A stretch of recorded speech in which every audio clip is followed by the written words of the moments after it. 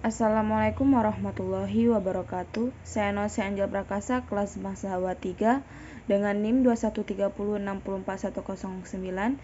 Yang terhormat dosen pengampu Ibu Ria Agustina. Di sini saya akan menjelaskan tentang zakat perdagangan.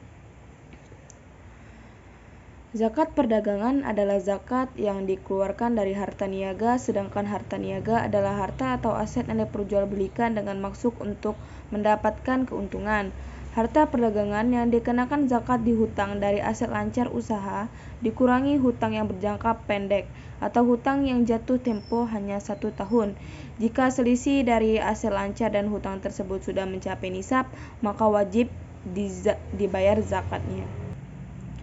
Dalil zakat perdagangan telah disinggung dalam Al-Quran dan Al-Hadis sebagai berikut.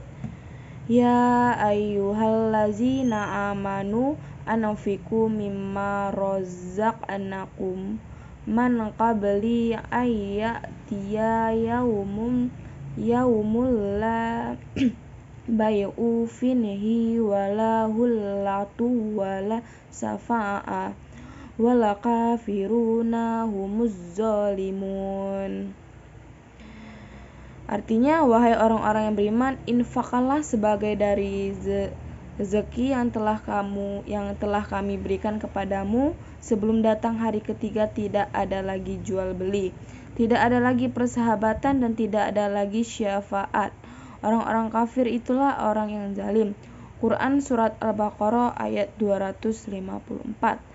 Al-Hadis, Muhammad bin Dawud bin Sufyan berkata kepada kami, Yahyan bin Hasan berkata kepada kami, Sulaiman bin Musa Abu Daud berkata kepada kami, Ja'far bin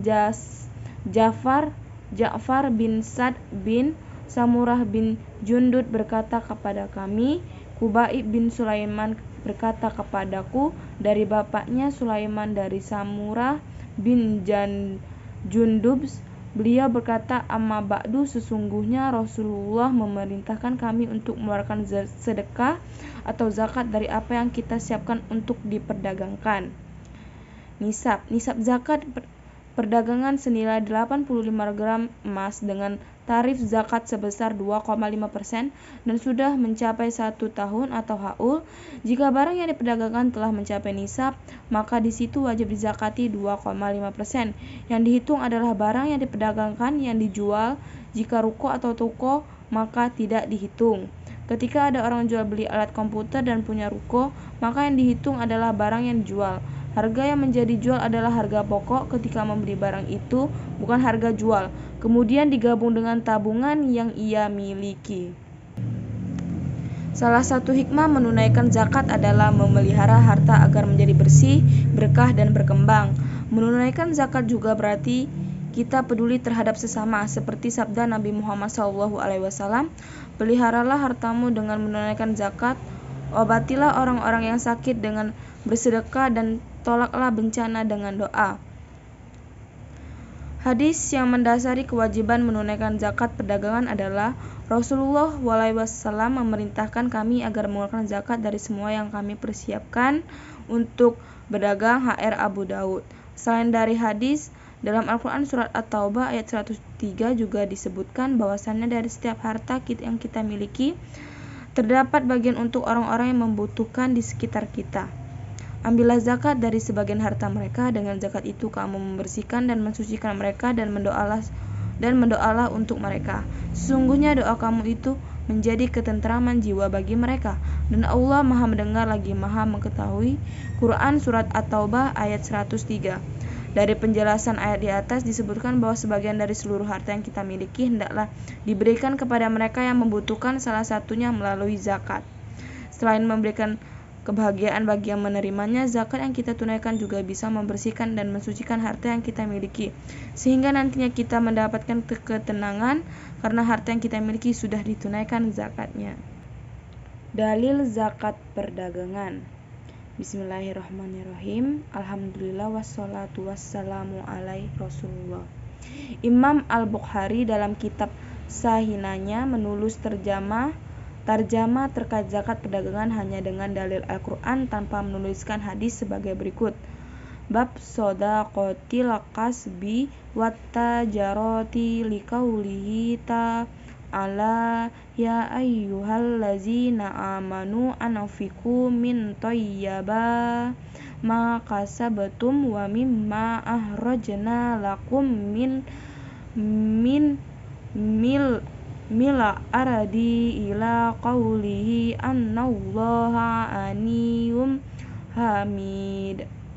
Berdasarkan firman-Nya Ta'ala, hai orang-orang yang beriman, nafkahkanlah di jalan Allah sebagian dari hasil usahamu yang baik-baik dan sebagian dari apa yang kami keluarkan dari bumi untuk kamu, sampai firman-Nya, sesungguhnya Allah Maha Kaya dan Maha Terpuji. Al-Hafiz Ibn Hajar menjelaskan dalam Fathul Bari, hakaza au roda hazihi tarjamata muqtasirana ala ayati bafairi hadisi wa ka'annahu asaro ila marawahu sumba anha kami ana mujahidin fi hazihil ayati ya ayyuhallazina amanu anfiqu min thayyibati ma kasabtum qala min tajaratil halal ahrajahu tabari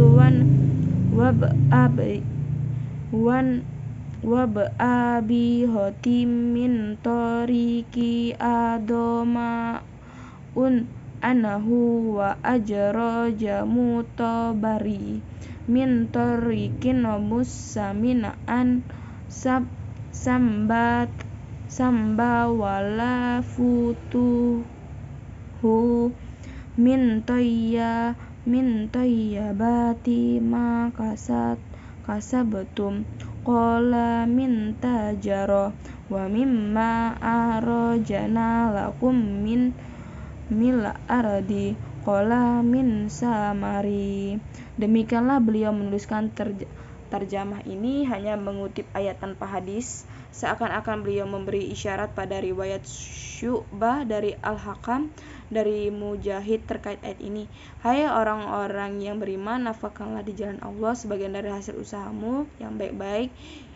Ia Mujahid berkata dari perdagangan yang halal. At-Tabari an Abi Hatim meriwayatkannya dari jalan Adam, darinya Syu'bah. At-Tabari meriwayatkan juga dari jalan Husyam dan dari Syu'bah yang redaksinya dari hasil usahamu yang baik-baik. Mujahid berkata dari perdagangan dan sebagian dari apa yang kami keluarkan dari bumi untuk kamu. Mujahid berkata dari buah-buahan. Dalam bab sebelumnya, Al-Manna bin Ma'ata, Imam Al-Bukhari juga menuliskan terjemah tanpa menuliskan hadisnya dan hanya menuliskan ayat Al-Quran surat Al-Baqarah ayat 262. Al-Hafiz Ibn Hajar menjelaskan itu disebabkan tidak ada hadis syahih yang memenuhi persyaratan Syahih Al-Bukhari. Bisa dipastikan dalam bab zakat perdagangan ini pun tidak ada hadis sahih yang memenuhi persyaratan Syahih Al-Bukhari, sehingga Imam Al-Bukhari tidak menuliskan satu hadis pun. Sekianlah penjelasan saya dari zakat perdagangan. Jika ada salah, saya mohon maaf. Mohon ampun kepada Allah, kepada Ibu Ria Agustina. Terima kasih. Saya akhiri. Wassalamualaikum warahmatullahi wabarakatuh.